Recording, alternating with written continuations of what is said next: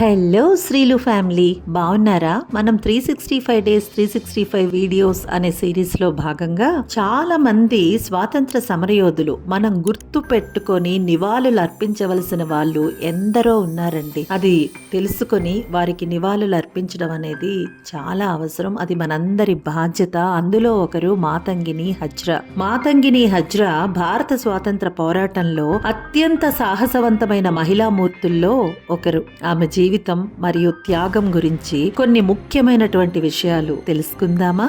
ఆమె 1870 అక్టోబర్ 19న పశ్చిమ బెంగాల్లోని మిడ్నాపూర్ జిల్లాలో ఒక పేద రైతు కుటుంబంలో జన్మించారు. చాలా కష్టాలు అనుభవించారు. పేదరికం కారణంగా చదువుకోలేకపోయారు. కేవలం 12 ఏళ్ల వయసులోనే 60 ఏళ్ల వృద్ధుడైన త్రిలోచన్ హజ్రాతో ఆమెకు వివాహం జరిగింది. 18 ఏళ్లకే భర్త చనిపోవడంతో ఆమె వితంతువుగా తిరిగి పుట్టింటికి చేరుకున్నారు. ఇక స్వాతంత్ర పోరాటంలో ఆమె పాత్ర ఎలా ఉంది అంటే, గాంధీజీ సిద్ధాంతాలకు ఆకర్షితురాలైనటువంటి ఆమె స్వాతంత్ర ఉద్యమంలో చేరారు. ఖాదీ దుస్తుల్నే ధరిస్తూ నూలు వడకడం ప్రారంభించారు. ఆమెను ప్రజలంతా కూడా ప్రేమగా గాంధీ బుడి అని పిలిచేవాళ్ళు. అంటే వృద్ధురాలైనటువంటి గాంధీ అని సంబోధించేవాళ్ళు. ఇక ఉద్యమాల్లో ఎలా పార్టిసిపేట్ చేశారు అంటే, 1930 ఉప్పు సత్యాగ్రహం, సహాయ నిరాకరణ ఉద్యమం, క్విట్ ఇండియా ఉద్యమాల్లో ఆమె చాలా చురుగ్గా పాల్గొన్నారు.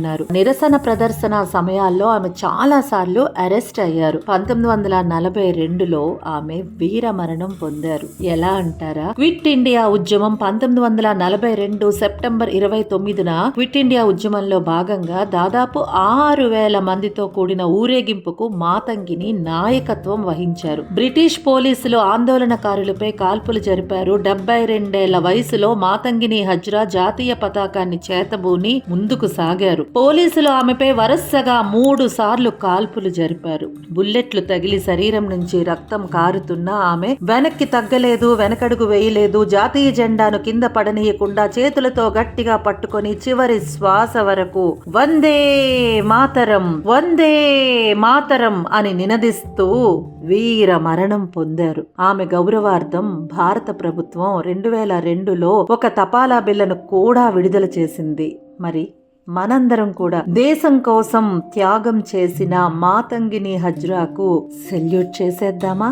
అందరం కూడా కనీస బాధ్యత అండి. దేశ స్వాతంత్రం కోసం ప్రాణాలు అర్పించిన ఇంకెందరో మనకి తెలియని నాయకుల గురించి కూడా తెలుసుకోవాలి అని అనుకుంటే మన శ్రీలు టీవీని సబ్స్క్రైబ్ చేసి పెట్టుకోండి. వీడియో నచ్చిందా? లైక్ చేయండి. మీ ఫ్రెండ్స్ అండ్ ఫ్యామిలీ మెంబర్స్ లో కనీసం ఒక్కరికైనా షేర్ చేసేసేయండి. సర్వే జనా సుఖినో భవంతు. ధన్యవాదాలు.